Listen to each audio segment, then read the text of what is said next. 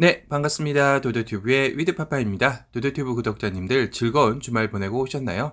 새로운 한 주가 시작되었는데요. 다들 활기차고 행복하게 시작하시기 바랍니다.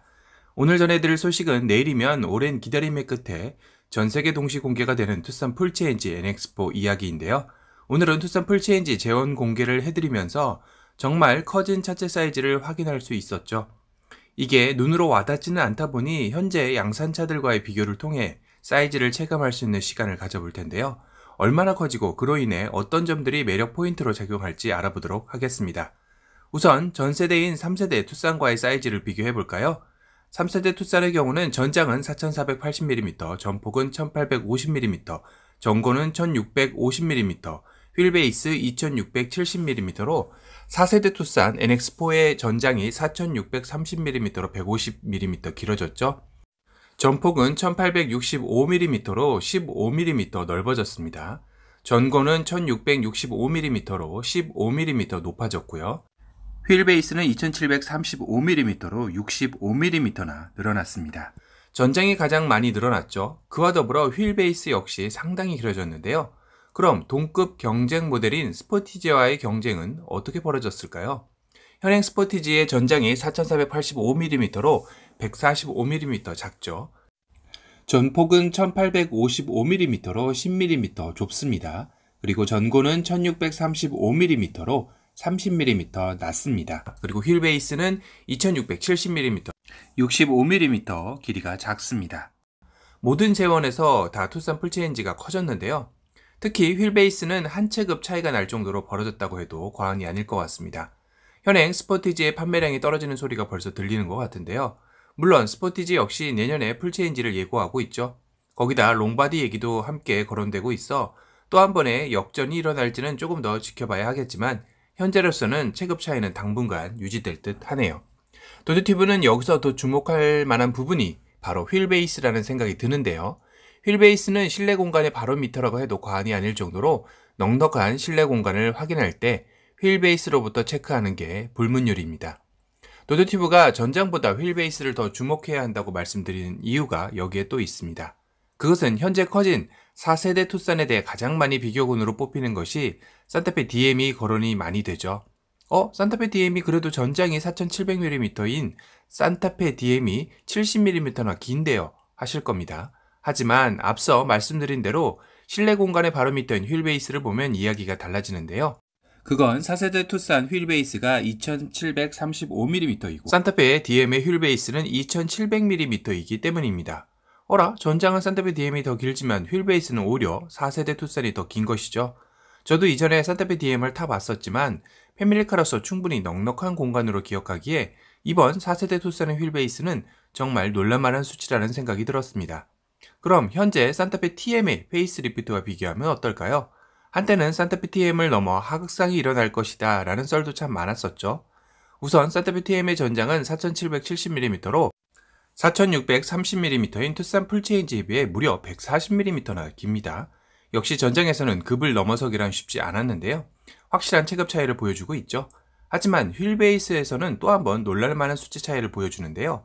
산타페 TM의 페리의 휠베이스는 2765mm로 투싼 풀체인지와 30mm 밖에 차이가 안 난다는 점이죠. 이건 거의 같다고 봐도 무방한 수치이죠.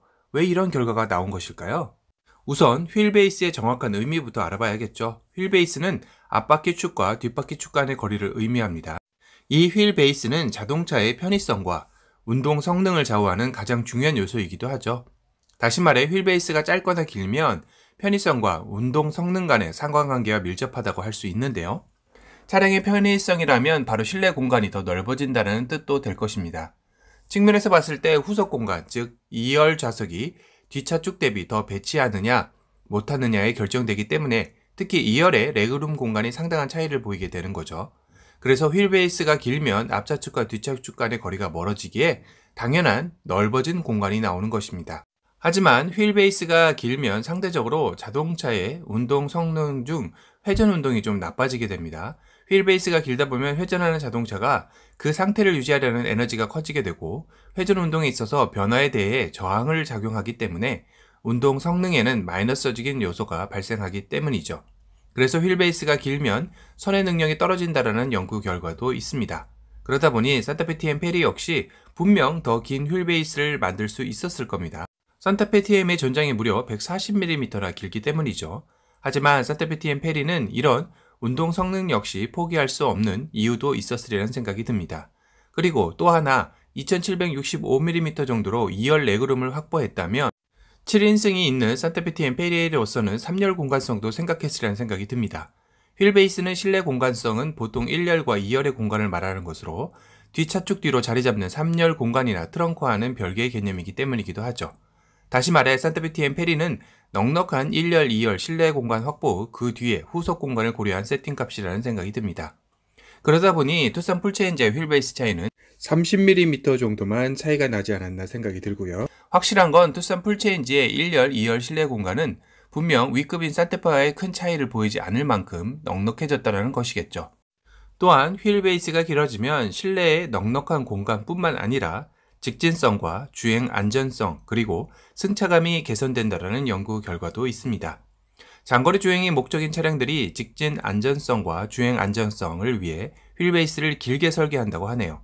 그런 면에서 투싼 풀체인지의 휠베이스가 길어졌다는 것은 패밀리카로서 가족들이 장거리 운전에도 더욱더 좋아진 승차감으로 무장했다 할 수 있겠는데요. 준준형 SUV이지만 실내 공간은 중형 SUV에 가까운 재원을 보유한 투싼 풀체인지, 준준형 SUV의 새로운 재해석 대표 모델이 될지 앞으로 행보가 더욱더 기대되는 시점이네요. 참, 그 전에 미리 예고드린 투싼 풀체인지 1열 이중접합 차압유리 적용 유무를 알려드려야 할 텐데요. 아쉽게도 이번 투싼 풀체인지에서는 이중접합 차압유리는 적용되지 않는다고 합니다. 어떻게 보면 K3 2021년형에도 들어가는 이중접합 차압유리를 빼다니 너무 아쉽다라는 생각도 드는데요.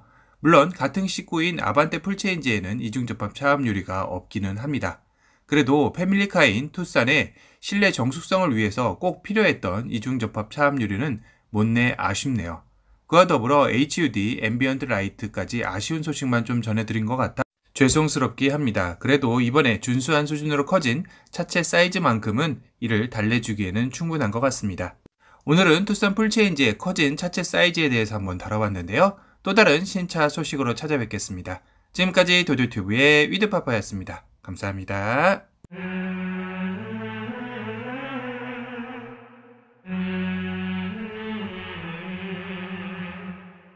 Heart to heart and head to head, here is the